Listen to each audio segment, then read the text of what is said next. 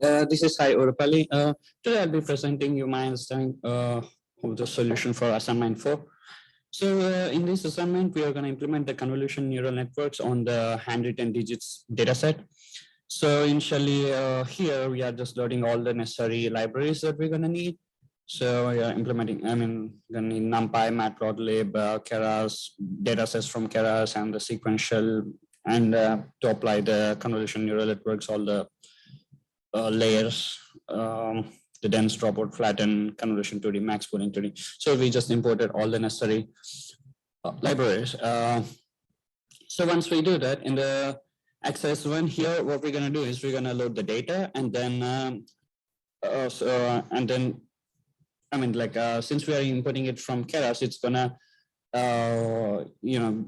already has the train and test samples in it. So we're going to load the train data into X-train, Y-train, and the test samples into X-test and Y-test. So once we do that, we are also setting the variables like the epoch and the number of classes and the batch size to 128. So we're setting the epoch to 1, number of classes to 10, and the batch size to 128. So getting into the code, so as I said, like we're loading the MNIST digits data and then loading it to training and test samples. Once we do that, we are just printing out the shapes of the train and test samples just to see how the samples are. And then we define the variables, batch size, num classes, and epochs. So as we can see here, the train shape has like 60,000 data points with 28 by 28 size, and then same for the for whereas test, it has only 10,000 data points. And then same for 60,000 of these training samples, we got 60,000 labels. And then same for test, whereas 10,000 data sets, you got 10,000 labels, excuse me. So then we're going to use the input image row, image column to specify the, to do the input shape, and then reshape the train and test data for further performance. So as we know, the image is a 28 by 28 size. So we are 28 by 28. So we are just importing, we are specifying the image rows as 28 and the image columns at 28.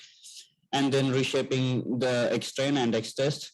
And then the image shape, image row will be our input shape. So once we do that, we are just printing out the input shape here. And after doing that, so then using the following code, we are just gonna look at the digits. So some random digits in the training sample.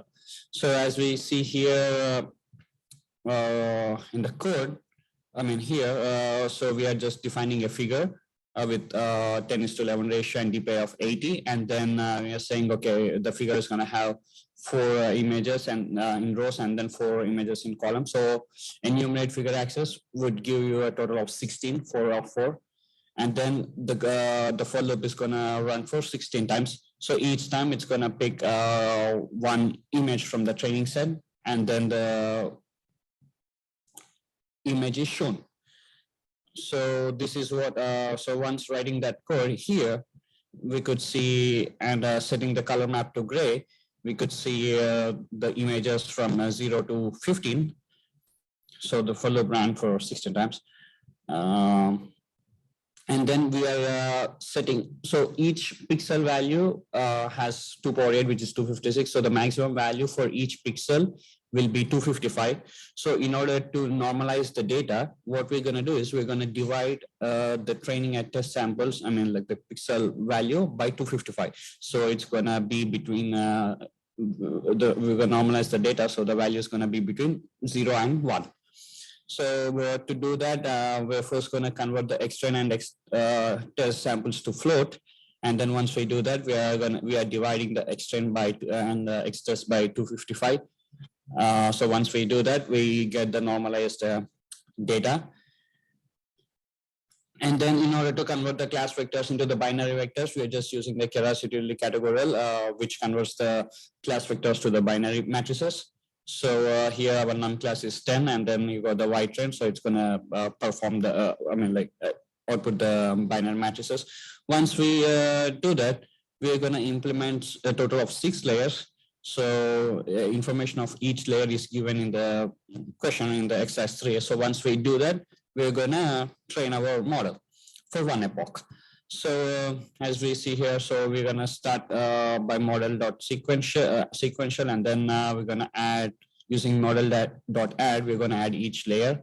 So as we see here, so we initiated model sequential, and then model.add, our initial layer was a convolution layer, got 32 filters, and the activation function is ReLU, and the second is another convolution layer with 64 filters.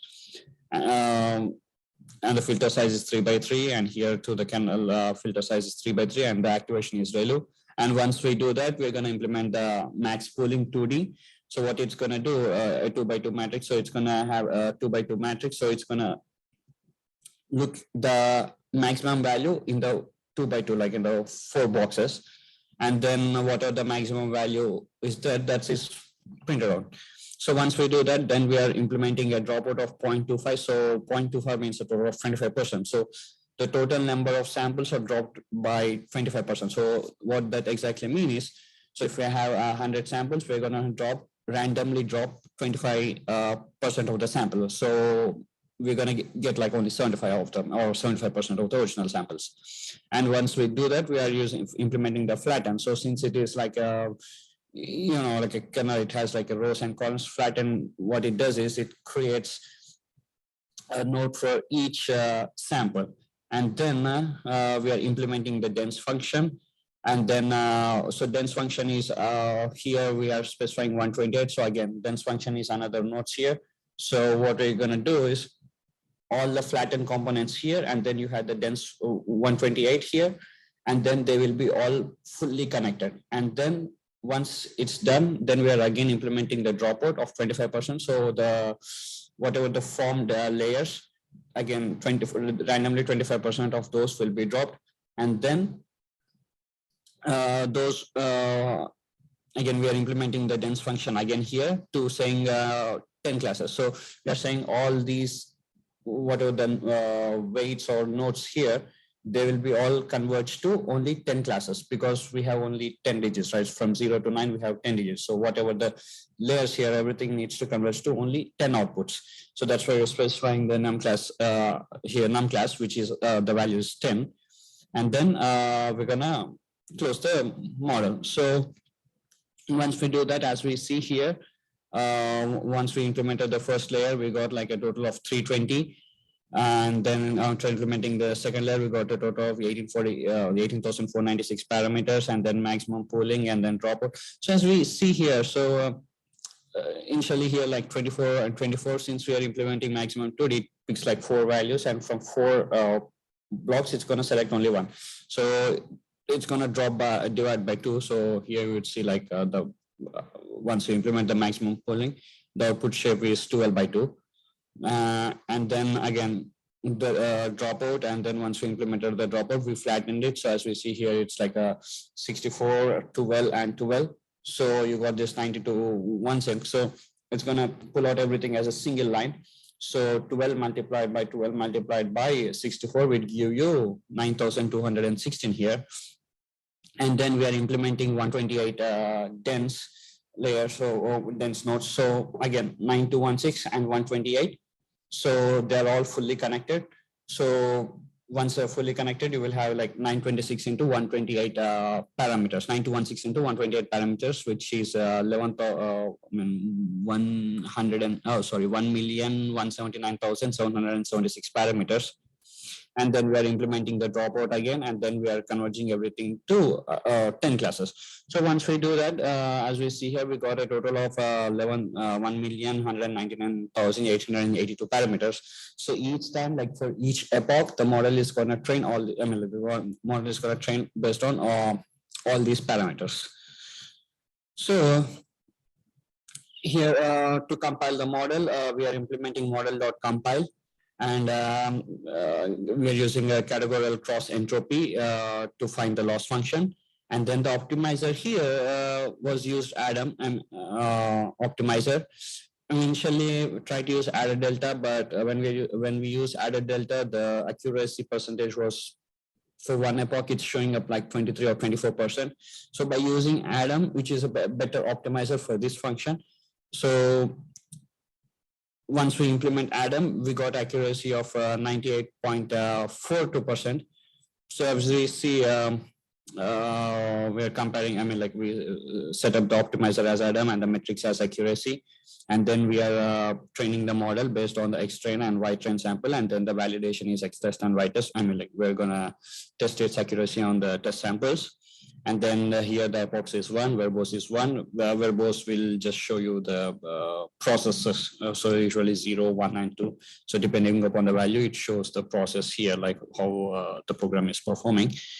And once we train the model, we're going to print out the accuracy from the test samples. So, so as we used Adam here, we got the accuracy as 98.42%. So there's this another one I performed. I mean, try to use Adam. Oh, okay, Adam. Yeah, 98.42%. And then once we do that, we're going to save the train model and then load the model. So, you know, once the model is trained, for it to be used in another device, or, you know, for it to be used in, for different data set, you want to save the model. You don't want to train the model each and every time. So once that model is trained, you want to save the model, and then you will use the trained model to test for the different data sets. So to implement that, we are using model.save to save the model. And once the model is saved, we are implementing load model function, keras.models.load model. So here we are saving our model as my model, and then we are loading the my model into loaded model.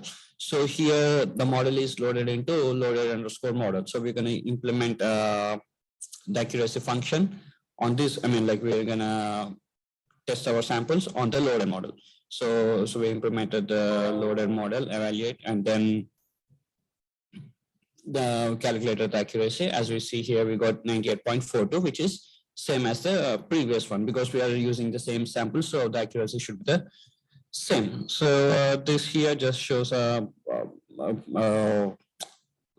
structure of how the, you know, a single image is transformed through the convolution neural network, and then here given as an output. Thank you.